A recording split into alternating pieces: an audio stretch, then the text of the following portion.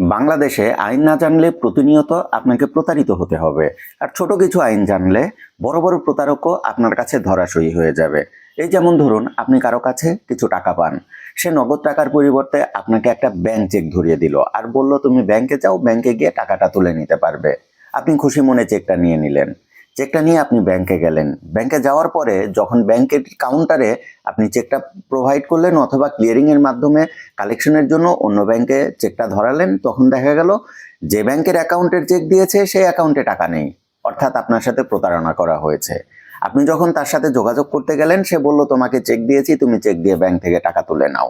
সেই ক্ষেত্রে আপনি কি করবেন? আপনার কি কিছু করার আছে? অবশ্যই করার আছে। এই ক্ষেত্রেও আইন আপনাকে সুরক্ষা দেবে। আপনি যদি শুধুমাত্র একটা আইন জানেন এবং সেই আইন মোতাবেক কাজ করেন, তাহলে আপনি তো টাকা ফেরত পাবেনই, সাথে সাথে যে আপনার সাথে বাটপারি করেছে তাকেও বড় ধরনের জেল অথবা জরিমানার সম্মুখীন করতে পারেন। কি সেই আইন? এনআই অ্যাক্টের 138 ধারাতে আপনাকে এই ক্ষেত্রে সুরক্ষা দেওয়া হয়েছে।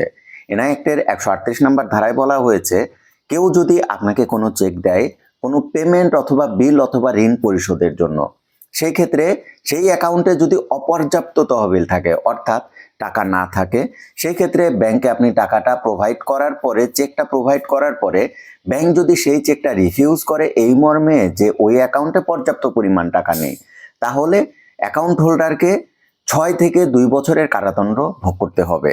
এছাড়াও চেকে যে পরিমাণ অর্থ আছে সেই অর্থের 4 গুণ পরিমাণ জরিমানা ভোগ করতে হবে। এছাড়াও যদি আদালত চায় টাকার পরিমাণ এবং কি পরিমাণ বাটপারি করেছে সেই অনুযায়ী চেক হোল্ডারকে বা অ্যাকাউন্ট হোল্ডারকে উভয় দণ্ডে দণ্ডিত করতে পারে। অর্থাৎ দেখুন, আইন আপনার কাছে, শুধুমাত্র আইন আপনাকে জানতে হবে। এই ক্ষেত্রেও আপনার কিছু শর্ত মেনটেন করতে হবে। যে ডেটে চেকটা দেওয়া হয়েছে সেই ডেট থেকে 6 মাসের মধ্যে ব্যাংকে আপনার চেকটা প্রোভাইড করতে হবে। যদি এমন হয় যে ডেটের চেক দিয়েছে তার 6 মাস পরে গিয়ে আপনি ব্যাংকে চেকটা দিলেন, সেই ক্ষেত্রে আইন আপনার পাশে থাকবে না। কেননা একটা চেকের মেয়াদ থাকে, চেকে যে ডেটটা লেখা আছে সেই ডেট থেকে মাত্র 6 মাস।